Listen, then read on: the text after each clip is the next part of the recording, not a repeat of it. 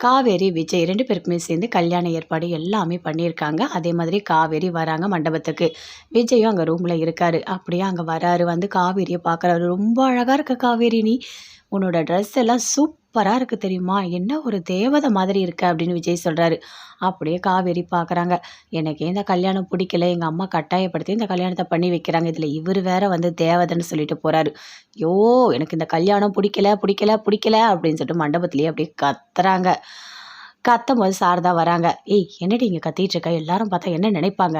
இங்க பாரு விஜய் தம்பி நல்லவரு. நீ கல்யாணம் பண்ணிக்கோ சரியா? தேவையில்லாதெல்லாம் பேசிட்டு இருக்காத" அப்படின்னு சொல்லிட்டு அப்படியே கட்டாயப்படுத்தி மணமேடைக்கு கூட்டிட்டு வராங்க. அங்க விஜய் இருக்காரு.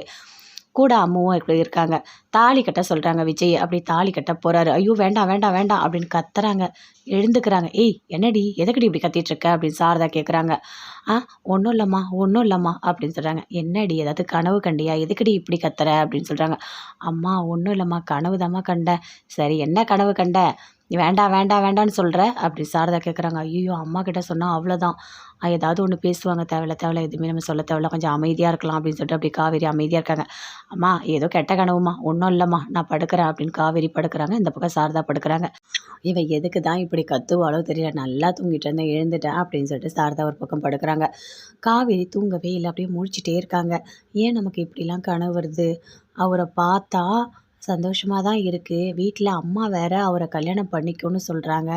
ஆனா, உண்மையிலேயே கல்யாணம் பண்ணிக்கிற மாதிரி கனவு வருது. ஒண்ணுமே புரியலையே! அப்படிலாம் நடக்கவே கூடாது. நான் எப்பவுமே எங்க அம்மா கூடவே இருக்கணும். நான் யாரையும் கல்யாணம்லாம் பண்ணிக்க மாட்டேன். நான் வந்து விஜய் கிட்ட பேசுறதெல்லாம் கொஞ்சம் குறைச்சுக்கணும். கொஞ்சம் லிமிட்டா இருக்கணும் அப்படின்னு சொல்லிட்டு அப்படியே யோசிக்கிறாங்க. அந்த நேரத்துக்கு கரெக்ட்டா விஜய் ஃபோன் பண்றாரு. என்ன இவரு இந்த நேரத்துல ஃபோன் பண்றாரு? அப்படின்னு சொல்லிட்டு அப்படியே பார்க்குறாங்க. ஆனா ஃபோன் எடுக்கவே இல்ல. அடுத்த நாள் காலையில விஜய் கிட்ட கேட்குறாங்க. "எதுக்காக நீங்க நைட்டு ஃபோன் பண்ணீங்க?" அப்படின்னு சொல்லிட்டு. "சாரி காவேரி, நான் யாருக்கோ ஃபோன் பண்ணுறதுக்குள்ள மாத்தி உங்களுக்கு நான் பண்ணிட்டேன். நான் உடனே கட் பண்ணிட்டேன். நீங்க பார்த்தீங்களா?" அப்படின்னு விஜய் சொல்றாரு. ஆமா, ஆமா. ஒரு 2 ரிங் தான் வந்தது. கட் ஆயிடுச்சு" அப்படின்னு காவேரி சொல்றாங்க. "சாரி தெரியாம போட்டுட்டேன். நீங்க எதுவும் தப்பா நெனச்சுக்காதீங்க" அப்படின்னு சொல்றாரு. "இல்ல, இல்ல. நான் அதெல்லாம் எதுவுமே நெனச்சுக்கல" அப்படின்னு சொல்லிட்டு காவேரி எப்பவும் போல கிளாஸ் ரூமுக்கு போறாங்க. அம்முவும் போறாங்க. போயிட்டு "மிஸ் இந்த சாரி ரொம்ப அழகா இருக்கு மிஸ்" அப்படின்னு சொல்றாங்க. "அப்படியாம்மா? சரி, சரி. நீ போய் கிளாஸ்ல உட்காரு போ. சரியா? நான் பாடம் எடுக்கிறேன்" அப்படின்னு சொல்லிட்டு காவேரி போய் பாடம் எடுக்குறாங்க. எப்பவும் போல அம்மு இருக்காங்க.